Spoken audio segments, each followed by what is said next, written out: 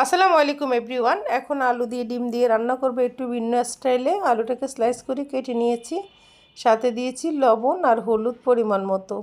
কড়াইতে তেল দিয়েছি। এখন আলুটাকে একদম ফ্রেঞ্চ ফ্রাইয়ের মতো ক্রিস্পি ক্রিস্পি করে ফ্রাই করে নেব। তাতে আলুর ভিতরে ভালো করে লবণটা আর হলুদটা গেলে খুবই ভালো লাগবে খেতে। অন্যদিকে পেঁয়াজ কুচি, স্বাদ মতো লবণ, হাফ চামচ হলুদ, হাফ চামচ গুঁড়ামরিচ, হাফ চামচ ধনিয়া জিরা নিয়েছি আলুটাকে রান্না করার জন্য। এখন আলুতে দিয়ে দিব সমস্ত মশলাপাতি। এভাবে আরও কিছুক্ষণ নেড়ে চেড়ে তারপরে আলুতে দিয়ে দেব পরিমাণ মতো পানি। ডিম সিদ্ধ করে ডিমের খোসা ছাড়িয়ে ডিমকে ফ্রাই করে সাধারণত আলুটা রান্না করা হয়। আমার হাতে ওরকম সময় ছিল না, আর আমার মেয়েদের আজকে দাওয়াত ছিল ওর বৌমনির বাসায়, তাই বাসায় শুধু আমি আর আমার হাজব্যান্ড, তাই মাছ মাংস রান্না করতে ইচ্ছে করছিল না। সেই জন্য শর্টকাট ওয়েতে আলু রান্না করছি ডিম দিয়ে।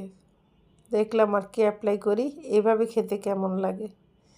আলুর উপরে ডিমটা দিয়ে দিয়েছি। যেহেতু আলুটা ফ্রাই করেছি তখনই অর্ধেক রান্না হয়ে গিয়েছে, সেই জন্য পানি দেওয়ার পরে খুব বেশি সময় লাগবে না আলুটা হতে, তাই আলুর উপরে ডিমটা দিয়ে দিয়েছি। এখন হাতল দিয়ে ডিমটাকে একটু উল্টে পাল্টে দিচ্ছি। ডিম হলো পৃথিবীর সবচেয়ে সহজ রান্না। সুন্দর একটা ফ্লেভারের জন্য দিয়ে দিচ্ছি ধনিয়া পাতা কুচি, কাঁচামরিচটা আগে দিয়েছিলাম। সবাই এখন আমাকে কিপটা ভাববে, অ্যাকচুয়ালি বাসায় ধনিয়া পাতা বেশি ছিল না, সেই জন্য ধনিয়া পাতার পরিমাণটা একটু কম। আমার আলু দিয়ে ডিম দিয়ে রান্নাটা ডান। দেখতে এমন হয়েছে, এটা হচ্ছে ফাইনাল লুক। ইনশাল্লাহ খেতেও মজা হবে।